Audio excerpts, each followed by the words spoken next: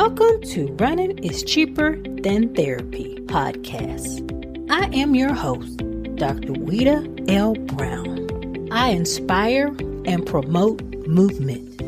I explain how running adds to life from a mental wholeness aspect, how obstacles can be overcome in life to make it to your finish line. Today, I have Lloyd Henry. He is a 32-time Ironman and long course finisher. And in 2016, he became the first African American to finish an Ironman race on 6 continents, plus the Ironman World Championship in Kona, Hawaii. In addition, Lloyd is a sub-3-hour marathoner and has completed enormous running events from 5K to the ultra marathon, including Boston Marathon and a marathon in South Africa. He's been running since 2002 and coaching since 2004. Form and technique are focal points in his teaching style. He enjoys his clients experiencing that aha moment, whether it's in swimming, biking, or running. He trains people from couch to 5K to their first marathon to their first triathlon until longer distance races such as 70.3 and full distance 140.6 Ironman races. He's a native of St. Croix, U.S. Virgin Islands. He has a BS in biology, a Master's of Science in Medical Science. He has a project manager certification and an MBA. He is also an avid scuba diver, snowboarder, gardener, and Croatian market basket weaver. Please welcome Lloyd to the show. Thanks for joining me today. Thank you for having me. So we'll just get started with what made you want to participate in endurance sports? Well, I just kind of fell into it. Didn't have really much of a background in endurance sports at all. But, post-college and grad school, you just settle into basic living and realize that you just are out of shape. And when you come to that realization, you have to either, keep going down that path or do something about it. So one of my siblings challenged me to getting back in shape and suggested doing a triathlon. So that was kind of the starting point of, going from couch potato and sedentary living to actually becoming active again. Okay. So they challenged you to a triathlon. So you went from couch to triathlon. You didn't run first or do other stuff? Nope. Just, straight from couch to try. It okay. was a sprint triathlon, which, at first glance seemed doable. Mm-hmm. It was a 5K, I think it was 10 or 12 miles and then maybe about a half-mile swim or something. So It sounded like, oh, yeah, that sounds reasonable on paper. But in reality, it was a whole lot. So did you have a background in swimming, cycling, running, anything from childhood? Nothing to speak of. I mean, I was active as a kid, just like every other kid. I could swim, so I grew up in the islands, so I could swim. But the swimming we do in the islands, it's fun. Mm-hmm. You go to the beach, you splash around, you swim, from the boat to land, water sports, stuff like that, but not, pool swimming where you're going lap after lap to say, you have that kind of swim form or endurance. Okay. And yeah, I don't think I rode a bike since probably elementary school or high school. Maybe it was the last time I rode a bicycle when I had a bike, a BMX or something. Okay. And I think running probably like sometime in college, my last game of pickup basketball where it's like, everyone else is really, really good. And you realize like your skills were only good in high school, but not college level. So you're like, time to find something else. But, no running per se. So how'd you train for your sprint triathlon? Oh, man, it was just makeshift. I got a gym membership, found a local pool, and just started to, go back and forth, trying to do laps, going from, one length of the pool to a full lap, and then, making up a routine as I went. Okay. I didn't even own a bike at the time, so I borrowed my cousin's bike, Okay. and she's What kind of she's bike was it? five. What was I think it was a Cannondale. Okay. Cannondale, but it was really small. My cousin's like 5'1". So it was her bike from college, so she still had it. So she pulled it out and was like, "Hey, you can use my bike." So I borrowed her bike, and was riding that. And then I think my running shoes were 10 years old probably. So I had to go to a run store and find a new pair of run shoes to actually go out and run, because I hadn't owned a pair of running shoes since forever. Mm-hmm. So how was that first race for you after you did your personal training? Yeah, it was great. I mean, like I went out there, I trained. When I went and did the race, the swim was definitely the most challenging, or where I felt like the most concern. Mm-hmm. So, doing the sprint, finished the swim, got out into transition, and was like, wow, I want to just celebrate in transition Like I and made it forget through the about, swim. yeah, it's like I made it through the swim, like I don't even need to do the rest of the day. I can just hang out right here in transition and have a good time. So what, all the other bikes are gone and my bike is the only one in transition. Who cares? Like, this is it. But I was like totally stumbling around in transition, exhausted from from the swim, where I looked a hot mess to every onlooker, like, whoa, is that dude okay? But it was like, partly excitement, partly just total exhaustion from doing a half-mile swim, and then getting on the bike, riding, like, oh yeah, and then the run, I started to be really good at running. So, Okay. I passed a lot of people when it came to the run section. So all the folks who beat me out the water, who were way in front of me on the bike, then, I was starting to reel people in on the run. So Mm-hmm. once I finished that first race, I was hooked. I was like, this is the best thing since ever. Um, you know, I got to go do more of these, because this is just great. Okay. So you were hooked after the first one. Hooked after the first one. I mean, there was no turning back. It was just, I mean, because it was like all the stuff you did as a kid, but now as an adult, Mm-hmm. and on a next level. Mm-hmm. So it was just, and then seeing like other adults doing it, it was like, oh, okay, I didn't know we were out here like this, so yeah, it was great, and I mean, it worked with always trying to get better at something, Mm-hmm. so if you have a terrible swim, you're like, oh, okay, let me, improve my swim, but I had a great bike and a great run. Mm-hmm. Mm-hmm. And then it's like, oh man, I had an amazing swim, but the bike and the run were terrible. So it was kind of always like that perfect combination where all three come together and you have the perfect race, which has yet to happen. It never happened after all your races. I mean, I've come close a couple times where it's like, that's as close as it's gonna get. but then you look at transition and be like, whoa, what happened there? Yeah, You that's know, true. That's another aspect of it. right. So the hard numbers may feel good and look good and everything came together, and then you look at some other part that you want to micromanage and say, oh man, you know what?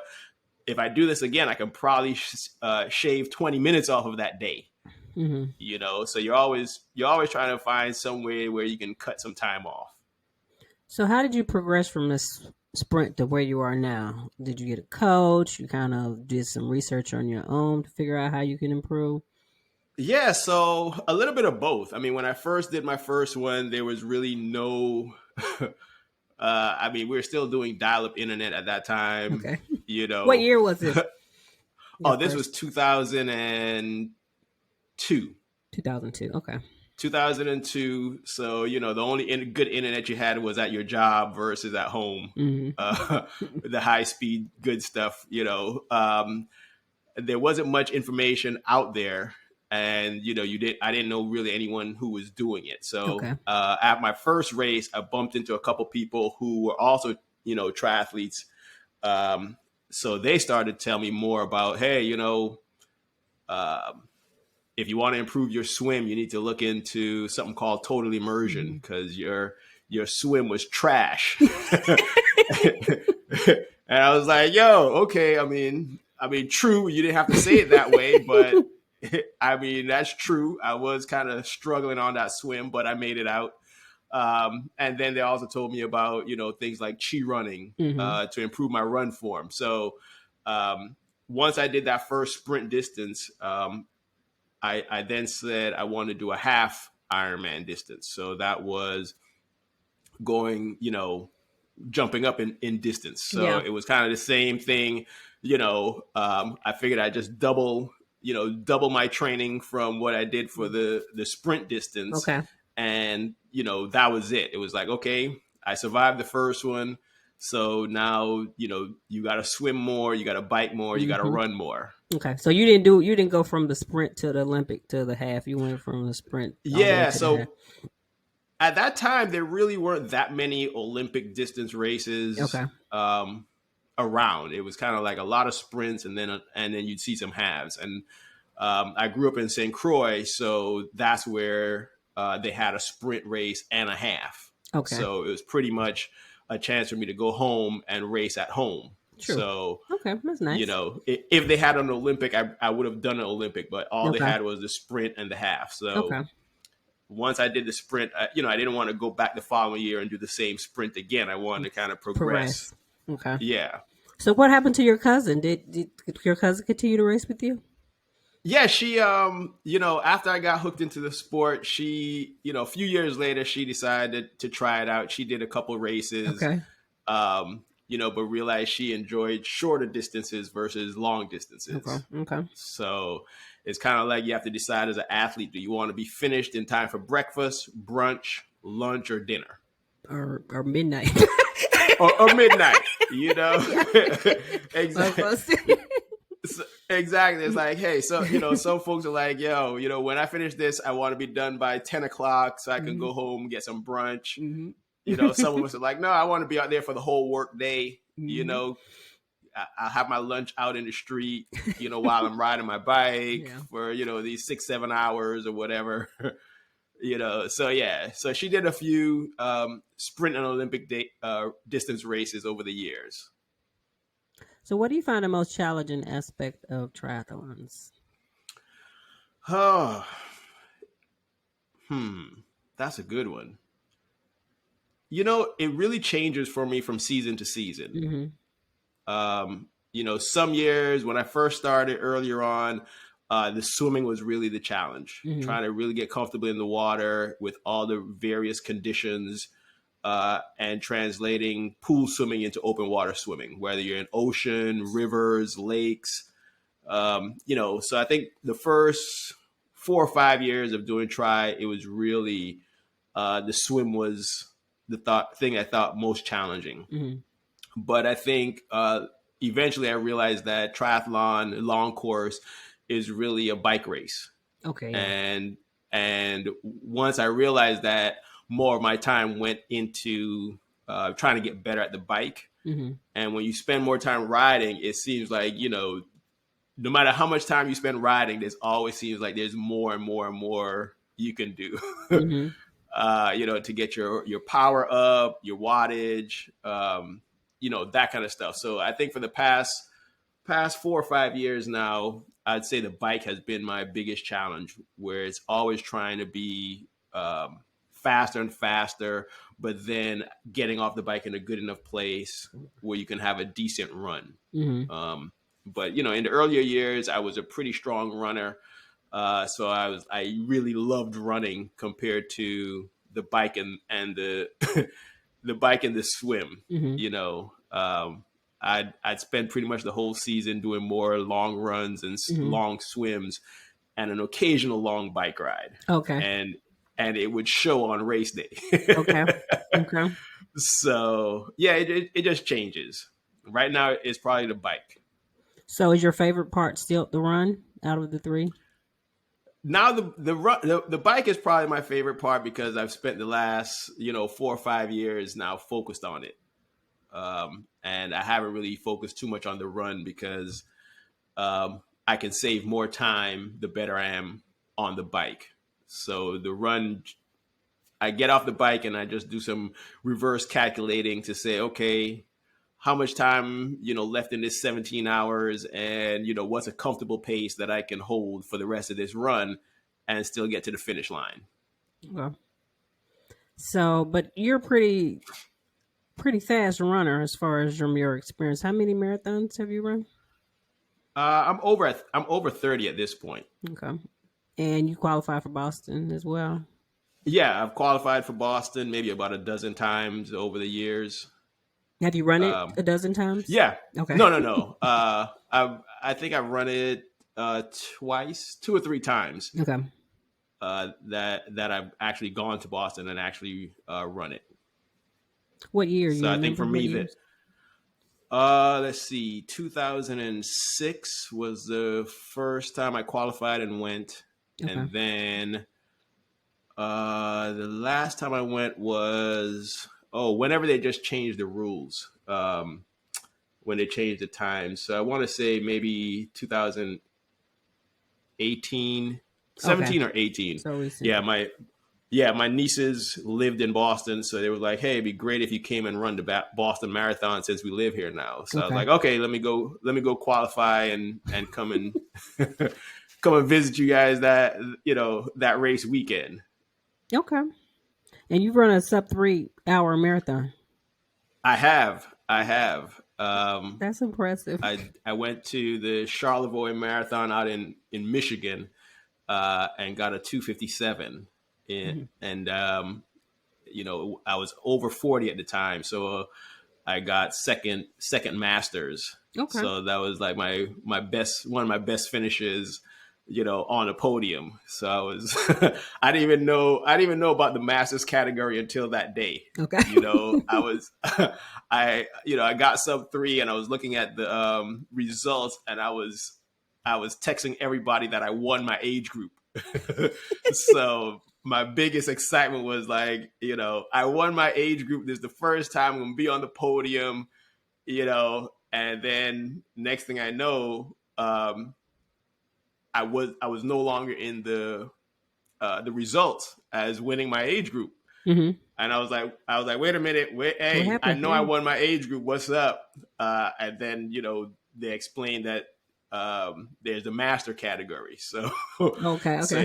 So you get pulled out of your age group, when you're winning the overall, the race or overall masters category. So I got pulled out of my age group and put into just the masters. So got second overall masters. So I was like, oh, okay. I guess that's better. What? yeah. I was like, oh, okay. I didn't know. I've never, knew much about the podium before. So, I just didn't know about that little nuance of it. But yeah. So I got that sub 3, and probably going to work towards another one next year. So how do you find, I know a lot of people when they start doing triathlons, particularly if they just ran and they were running really fast, they slow down when they combine the bike and the swim, but you seem to be consistent as far as in your running. Yeah, I mean, with trying to do a run off the bike, it's a totally different animal. No one really runs fast, relatively speaking, in a triathlon compared to what they do at a standalone road race. So I think it's a matter of knowing what fast is for you, so that you kind of hit that sweet spot, and then you just maintain that, because everybody slows down when it comes to a triathlon run. It's just a matter of how much you're going to slow down. Are you going to go out, are you going to start off at an 8-minute mile because that's what you think you normally run, and then you're going to end up at a 18-minute mile because you can only do about you can only do that for like 3 or 4 miles, and then it's a wrap? Or are you going to be like, hey, you know what? I'm going to go out at a 10 or 11-minute pace, and I'm going to be able to hold that for the whole marathon, and go from 11 to 11:30, and then now you're consistent and you're feeling strong. and just kind of being honest with what the numbers are versus what you think they are. So, did you find that yourself? Because you're a coach, which I guess we'll come to talk about, but it's from trial and error. A lot of trial and error. A lot of trial and error. Sometimes you do your training and you're like, okay, this is what I want to do. This is what I expect. And you go out and you start to run and race that way and realize, like, why are the wheels on this bus falling off? Mm-hmm. So then you have to be able to look at the data and be honest with yourself. Like, okay, I know what I thought, but this is what actually happened. So therefore, let me, make some adjustments either in my training or in my racing to get the results that I'm looking for. Okay. And you've also done ultras as well. I have. I've done a few of them. What's your distance? I did the JFK 50. 50K or 50 miler? 50 miler. Okay. The JFK 50 miler here in the Maryland area. I've also run the Comrades marathon in South Africa, which is a little over 50 miles, but they call it a marathon. No. Yeah. Wow. Yeah. That's their marathon. It is a 50 plus mile run starting in Johannesburg. Okay. And then I also did a 60-mile run out in Indiana one time. Okay. So out of running, what is your favorite distance, would you say? I would say the marathon. Okay. Yeah, the marathon is definitely my favorite distance. I'm not particularly fast in general, relatively speaking. Compared to most, I'm sure you are considered fast. Well, I say that in that, like, I have like one or two speeds. Mm-hmm. So, when I do shorter distances, it's not as impressive as when I do longer distances. So my 5K time and my marathon time, pace wise, look really, really close. Okay, so I don't have that fast twitch response on the run where I'm going to go out and win a 5K and really put it down. Mm-hmm. But, I can settle into that pace and I can just hold it. So the longer and longer we go, the better my average pace looks. Okay. But, over a 5K or a mile, you'll be like, yeah, that wasn't really anything to talk about. But, I do have the endurance and ability to hold it for, an extended period of time. So, the longer we go, the better chance I have of doing better in my age group. Okay.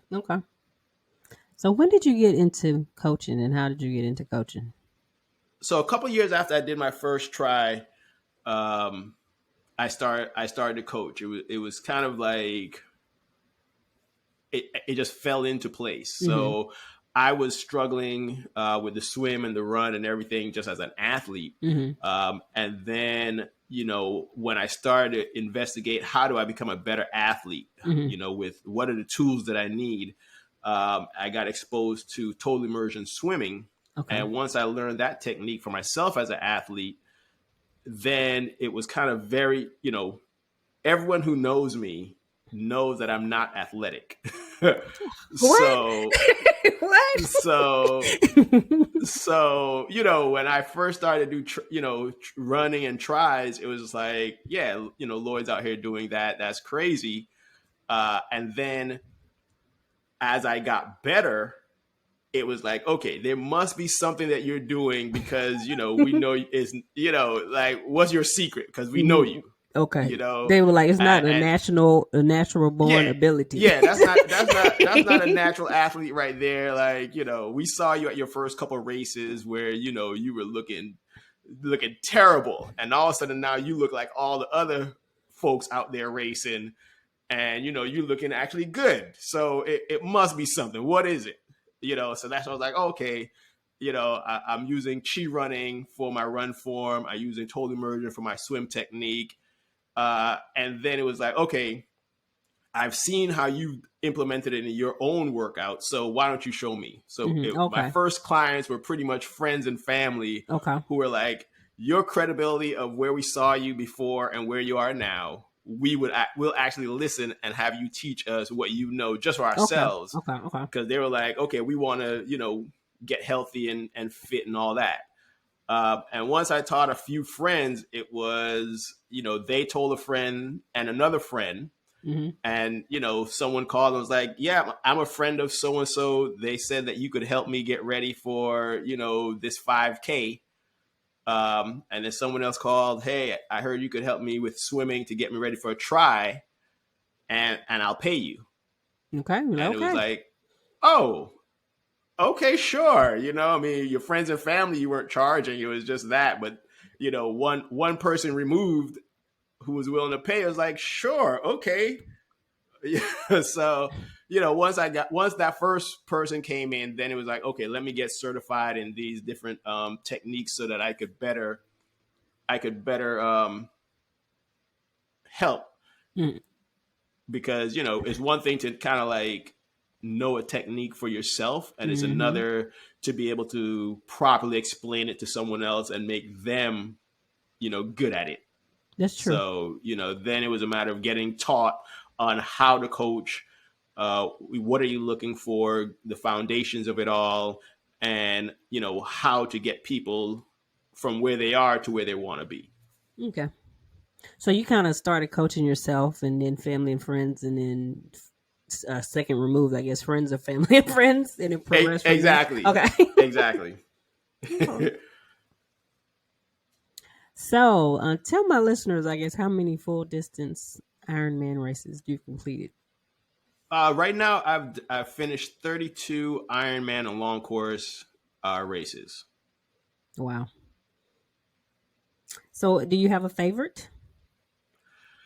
I think probably my favorite course would be the Cozumel course. Ironman Cozumel is probably my favorite of all the locations. There's a couple factors in there. When it comes to tries, most races are in locations that aren't necessarily great, and the time of year. So they're always bringing you to a location that there's nothing to do, no place to go, nothing to see. Is in the off season where nothing is going on in that town or that city. It's just triathletes coming into town with nothing to do. Whereas Cozumel, it's in November, around that Thanksgiving holiday time. So, there's lots to do. The weather's great. And then as far as the venue is concerned, it's an ocean swim. So 100% visibility in the water. Most races in North America and other places around the world, water visibility is questionable at best. Like you're not going to see, your full arm extended. You may not see the swimmer next to you. But Cozumel, it's salt water. So you have the buoyancy almost like if you're wearing a wetsuit, but without a wetsuit. The water is crystal clear, so you can see everything. The bike ride, the most important part about their course is that it is close to traffic. Okay. They are one of the few Ironman, distance races that I've ever done where the entire bike course is closed to cars.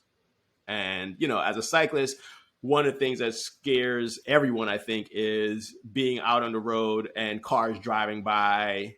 You get nervous, especially at a race. But in Cozumel, it's just you on the whole bike course, no vehicles, nothing. And then the run course is pretty nice. The whole town comes out, supports it. So yeah. And then when the race is over, you're in Cozumel. So your recovery is probably the best recovery you're going to get, where you can go sit down on a beach, relax, unwind. And if you have a support system, it's very easy for you to say, hey, let's go to Mexico. Yeah, let's go to Mexico for a long weekend. I'm going to race, but then after we're going to stay and enjoy, versus, pick any other city in North America where there's a race and see if your family wants to come and hang out with you. and I'll say, it'd be a hard sell. I won't say any city names just because, but you can look at the roster and say, would your loved ones who've endured you training for 6 to 9 months, and you say, hey, why don't you come to so and so city with me? That doesn't sound like a fun time to them. It's more like Okay. you're taking me to where, okay. Why, but Mexico, yeah, you go to Cozumel and you're like, oh, thank you. You know what? You can sign up for another race next year because because this is fun. I enjoyed my recovery. So yeah, no, Cozumel, from the swim to the beautiful scenery on the bike course, it being completely closed to traffic, all of those kind of things, I think is probably one of the best on the circuit. Okay. So do you have a worst? Like out of all the ones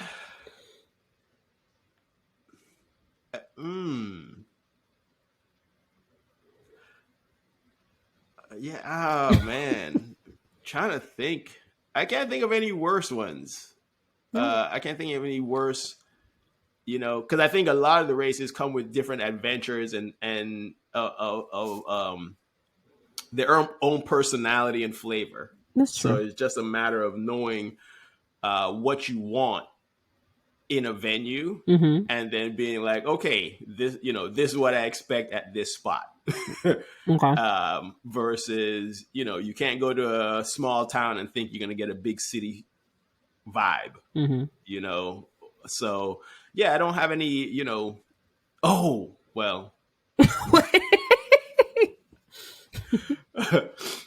Yeah, so there was one race that the whole course was just trash.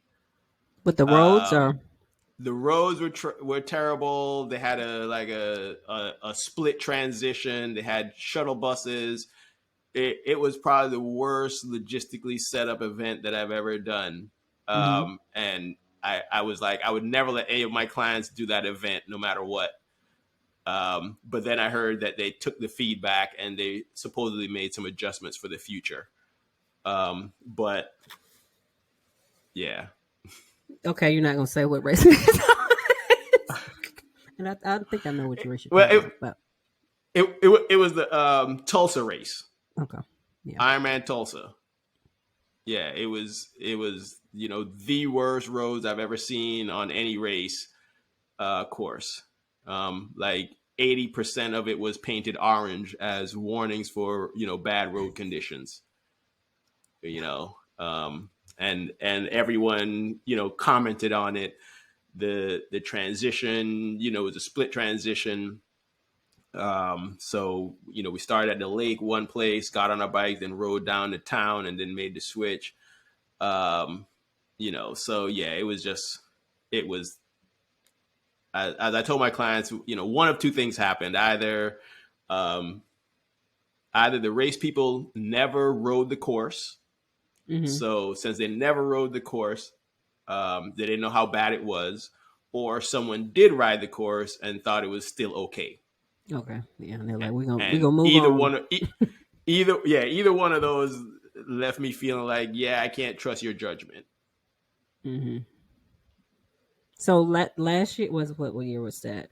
You did it in 21? Let's see. That would have been. That sounds about right. So I guess it was better this year. This year, 22. Right? Yeah, I did it. I did the inaugural event. Okay. So, what's on your bucket list as far as racing? Other than you want to do Ironman racing all the ones in the North America? Is that correct? Yeah. So right now I did. I just checked off most of the ones in the U.S. Okay. I think I've done them all that are currently listed, but there was one that was listed this year that I didn't do, but it doesn't look like it's coming back. So I'm not sure how that works. Iowa had a race this year. Okay. But when you look at this schedule, it doesn't look like it's coming back in 2023. Okay. So, I'm not sure if that counts as doing all the US races or not. So I'll just wait till it's completely gone. And then, Okay. and then I still have Ironman Penticton in British Columbia. Okay. I did Canada already, but they moved it from Whistler back to Penticton. So want to go back and finish that off. And then, it'll be everything in North America at that point. Okay. How many? So I guess it's 33 or 4 races in North America. No. My 32 includes around the world. So I've done races on Ironman on all continents. Okay. Yeah. Mm-hmm. So what else is on your bucket list as far as racing? Other than those, I mean, that's a lot, I would say. Yeah. I'm playing with the idea because when I did Ironman Lake Placid and I just did Ironman California, I bumped into some folks who have done every Ironman in the world. The world, okay. And, my goal was simply just to do like the races that were there when I first started and then the ones in North America. But after, having dinner with some of these guys and hearing their stories, it kind of piqued my interest as to like, hey, that might be an interesting goal to set out for, in the next 5 to 6 years, getting the remaining races done. And I think when I looked at it, there was probably like about 20 or 25 races left globally that, I'd have to start doing to get all of that done. So, I got to think about it a little bit more. It was kind of like in passing. And I was like, that sounds interesting, good. because as soon as when you finish one goal, you got to start setting some new goals. True. So, that's true. While this North America is wrapping up, it's like, okay, maybe go finish South America and then start working on Asia and Europe and, slowly checking everything off. But I haven't fully committed to that yet. So what made you come up with this initial goal in the first place? It just progression of your goals? Like, I've done this, let me try this. Yeah. So, I mean, it was kind of just, I was just doing races that fit my schedule, and then I think for me, it was once you get in shape with Ironman is, most people might do one a year, but, for me, when you start doing an Ironman distance race, if you do like an early season race, you find yourself in great shape and nothing to do. And it's like the thought of waiting for like the whole nother year to maintain that fitness. It was just like, that's no fun. So you train all the time, babe. You're basically training all the time.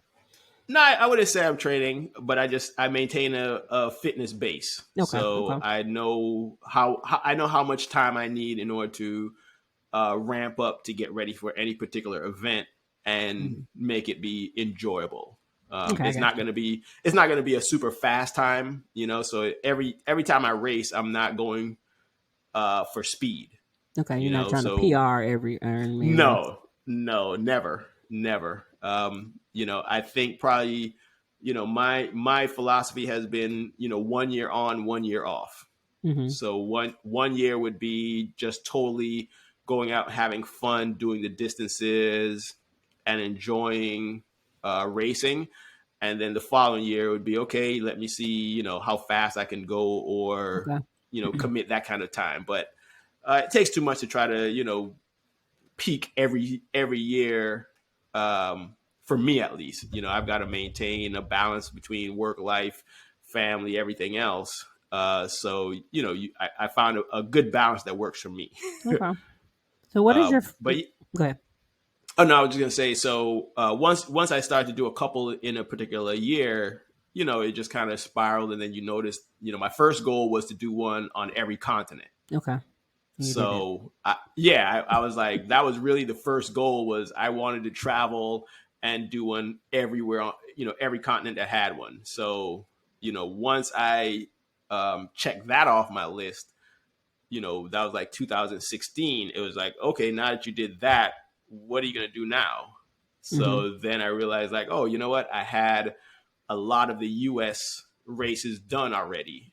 So it then became, okay, well, stay close to home. You can just crank out all of the US and North America races over the next few years as your goal versus, traveling was, I've been to a lot of places I wanted, that were on my bucket list of destinations. So it wasn't like I had to travel somewhere.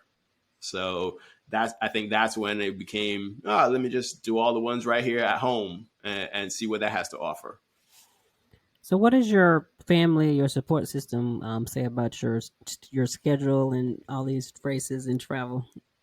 They're good with it. I think for them it's really a matter of um, where are you going to go, and if you're going somewhere good, we'll come with you. Okay. If you're going somewhere that doesn't, sound appealing, we'll track you on the app and Okay. and see you when you get home. Okay. Okay. But yeah, when I went to when I said I was going to go do Ironman Alaska, I think I had about 10 friends who were like, yeah, we support that. We'll be right there with you. And, they all flew out like, yep, good choice. Mm-hmm. When I said I was going to go, to Texas, they were like, all right, we'll track you in the app.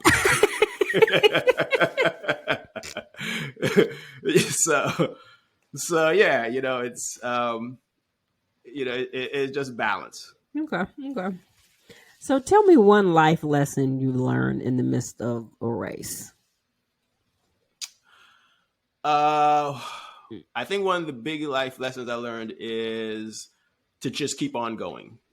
And you just never know. You just never know like what's right around the corner.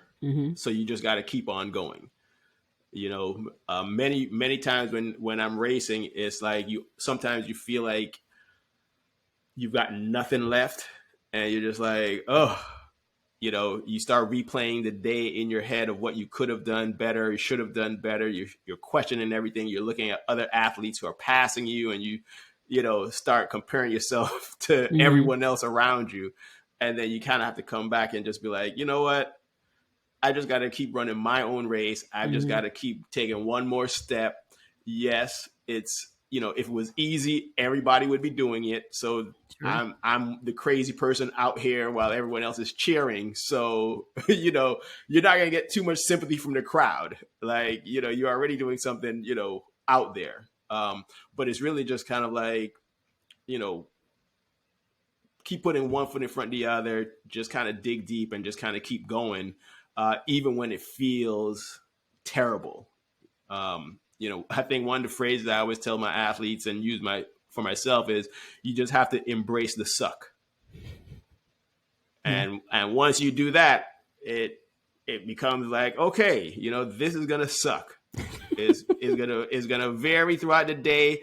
That doesn't mean I'm not gonna enjoy it, but That's true. You just gotta embrace it. And once you do that, it's like, oh yeah, this is what I signed up for.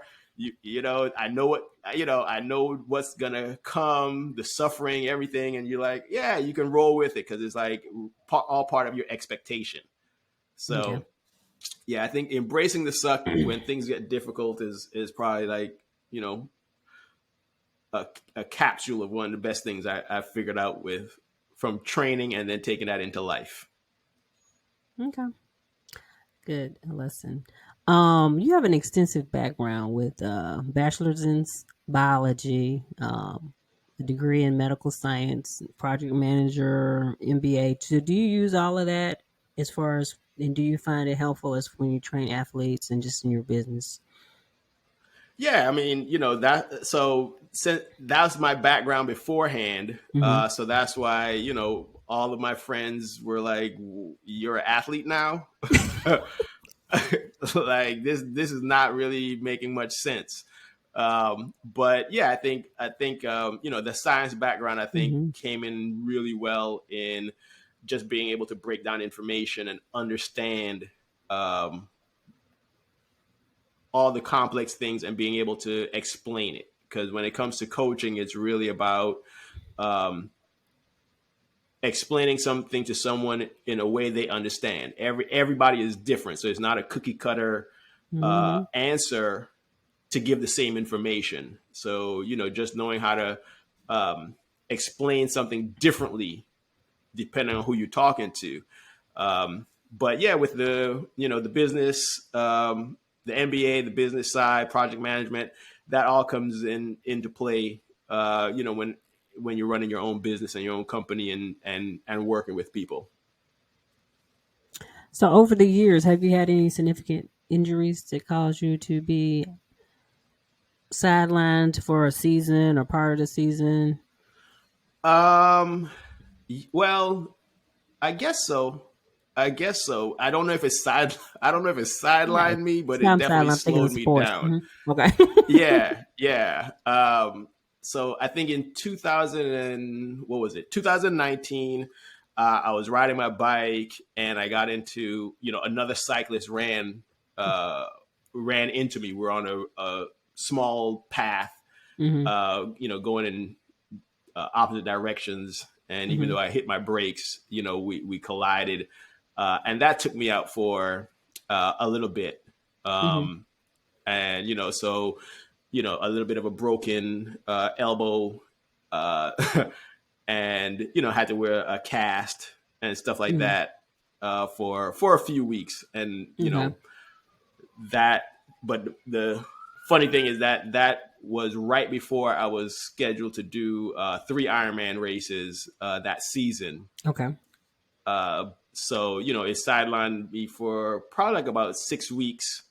Um, you know, leading into taper. Okay. So it was just like I thought my whole year was going to be done, and it was just like just all the feelings of you just totally trashed my whole year Mm-hmm. with that. But I recovered. I recovered from the incident. I went to a real good doc who was into athletics. That's good. That's always important. So when I asked him, like, will I be able to finish these races? His response was, I don't know what your training had looked like. So Mm-hmm. I was like, okay, you're my doc. You know what I mean? I was like, I got a broken arm here, and I'm wondering if I'll be able to recover in time. And you're like, I don't know if you actually even trained properly for these events. I don't know, Okay. but yeah. So I had a cast on, and then eventually, I think I took the cast off. A week or so before I went and did those races. You So didn't take it off. The doctor took it off, right? no, yeah, no. Okay. Hey, people do No, no, that. no, no, no, no, no, no. I would, I make some bad decisions, but certain ones you just like, hey, it is what it is.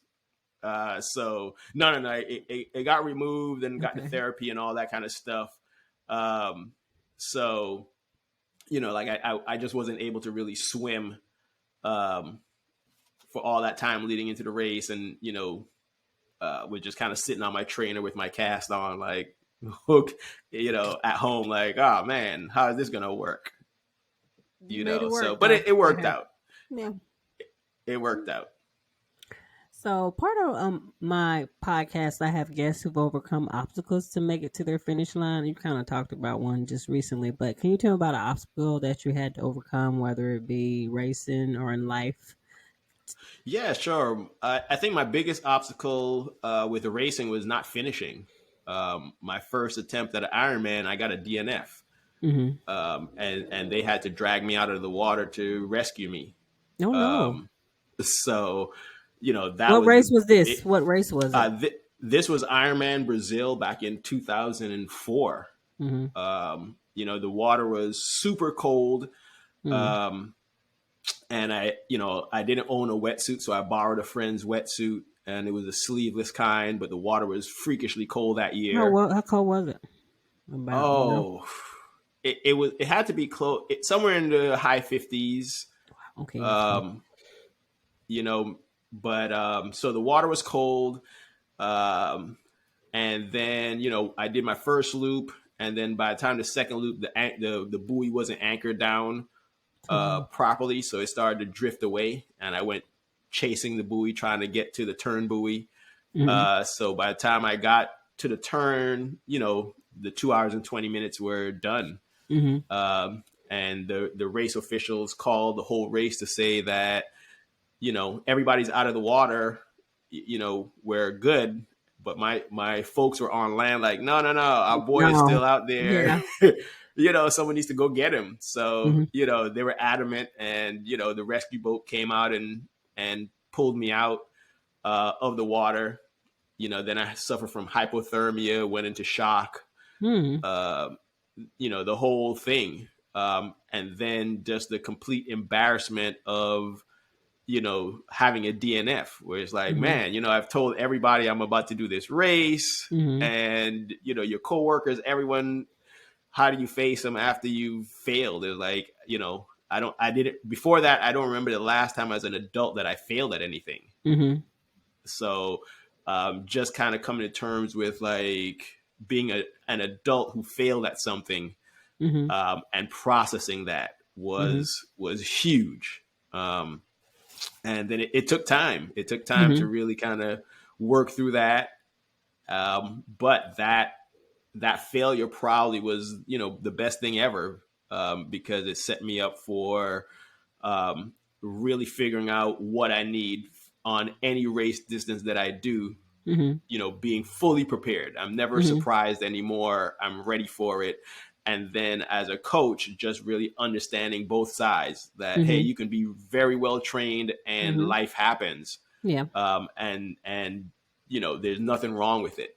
And being able to work through, that grief you have when you have a DNF Uh-huh. as an Yeah. adult, when it's like, hey,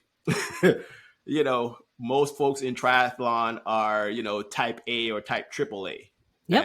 and they're all well accomplished and have achieved great things in their normal life. Mm-hmm. And if you ever get a DNF or Mm-hmm. something like that, it's like you don't even, it can shake your foundation of who you I are, can. I can. Yeah. you I had know? one. Yeah. Yeah. Okay. So, you Yeah. know, so I think I learned so much from that experience. Like, okay, that I've been able to use that, personally as an athlete, but then also too in working with others. When those kind of things happen, it's like, yeah, I've been there. I totally understand where you're coming from. I can empathize with the Mm-hmm. situation, and I know how to walk you through so that you don't go down that rabbit hole of despair and never never want to do another race ever again, or you want to throw away your bike, or, That's true. or but yeah, so I think for me that was probably the biggest one, coming back from that experience, and learning from it. I think it's interesting as far as, I guess, our small circle of athletes, and particularly long course athletes in triathlon. It's very like a small section of the world, and most people don't even know what DNF is. So you were talking about your friends, and most of them are like, they think you're a badass anyway for just being out there. So they don't really care the fact that you didn't make it through the race. Other people like in the sport may know it, but overall, like your family and friends who really don't have a connection, I mean, they don't care that you didn't finish at the end of the day. But you don't think about it like that, Oh yeah, you know? no. My people were brutally upfront with it. Like, Uh-huh. they were like, look, I know you were upset about this race thingy and Mm-hmm. you Uh-huh. didn't finish. We'll give you one day to sulk and be Okay. in your feelings. But they're like, hey, we're in South America. We're gonna have fun. So Yeah. you can we were coming for your race. It was just like, oh great. You know what I mean? Like, so I had like one day to kind of be like, wow, no one even cares that I'm hurt. Or, my parents were like, they were talking to other athletes like, hey, where's the next race you guys are doing? This travel thing is so much fun. And I'm like, what? So it became like, yeah, you know what? While it may be a big thing for me, Everyone else was just proud of the fact that I was taking on this, Yeah. Herculean task Yeah. and giving it a shot, and was like, hey, okay, you know what? We saw lots of other people who didn't finish. Okay, Yeah. all right, are you gonna do another one? Okay, good. But in that moment, you don't process any of that. Yeah. You are just there like, whoa, how do I explain this to myself of, what could I have done differently? What part of the race went bad? What will I do differently? Was it me? Did I quit? Did I, all those kind of questions that can pop up in your head. That's true. So And sometimes, I know a lot of professional athletes say they learn more when they lose than when they win. So it's kind of the same scenario. Because my DNF I was doing to prepare for Ironman, and I learned a lot, and I finished the actual race. But at the time, I wasn't thinking about that. yeah. After I processed everything, I realized, okay, I'll live another day. I didn't die, so I'll live another day. I'm pretty sure if I had finished that race, I doubt I would have done another Ironman. Okay. I probably would have been one and done. It would have been great. Maybe I would have done another one here or there, but I don't know, because it was great, but it was like, eh. But I think that first one, when I came back to do my next race after that, it lit such a fire in me to never fail again that I went at it like with everything I had. Okay. So, I got that first one done. It was like, this is great. I was like, all right, now I got to do another one to do it even better than that last one. And then you got hooked. What? Yeah. 30? Then it was like, I'm in on. I'm all in. Where's the next venue at? Let me see if it's somewhere I want to go visit. Okay. So, if an adult Lloyd could go back and talk to your younger self, what advice would you give yourself? Ooh. Be patient. That's hard. I'm inherently not a patient. I'm inherently not a patient person. So, even though patience has served me well in life, whenever I am patient. So yeah, older me would go back and tell younger me, just be patient. Everything will come. Just be patient. Okay. That's great advice, which is hard. I'm impatient too. So, very. Any last minute words of advice from my listeners? I would say if you're looking to do sports, just have fun with it. It's super competitive. There's lots of distances that you could pick from. There's tons of gear that you can get, but you don't need any of it.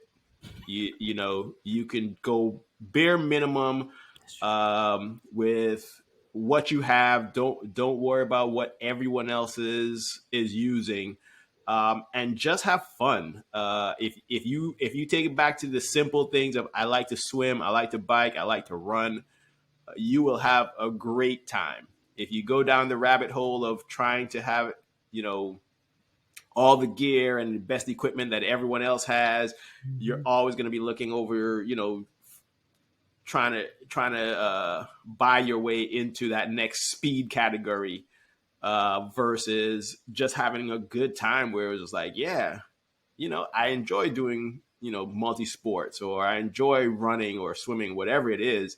So yeah, take it back to, when you were a kid and just have fun with it versus, anything else. Remember, it's your hobby, right? So your hobby should not be stressful. If your hobby is stressing you out, it's not a hobby. It's a job. And with endurance sports, you can train anywhere from, 10 to 20 hours a week, making it like a part-time job. So if you're not having fun with it, then it's a job. If you're going to do a job, you might as well get paid. True, instead of paying for it. Instead of paying for it. So, it's got to be fun, and again, we all define fun differently, but, once you define what fun is, you have to make sure that whatever distances you're doing, whatever sport you're doing, it has to be fun. Otherwise, you should just pick up a new hobby. I agree. So where can people find you, whether it be coaching or just want to follow you? Because I love your lives from actual races you're doing and when you're coaching. It's very informative. You know what's going on ground versus just looking at a tracker. Yeah, so I'm on, my website is onpointfitness.com. I'm as well as on Instagram at onpointfitnesscoach. So either one of those two places is where you'd be able to find me. And all my coaching services are listed on the website. Do you just coach local, or do you coach people like who live in other locations? I know some coaches only do local, just for I've lately I have expanded outside of just local. So normally pre-pandemic and way before that, I really focused on the local athletes. But then probably the past 5 or so years, I started to work with athletes outside of my area. Okay. Well, thank you again for joining me. Thank you so much for having me.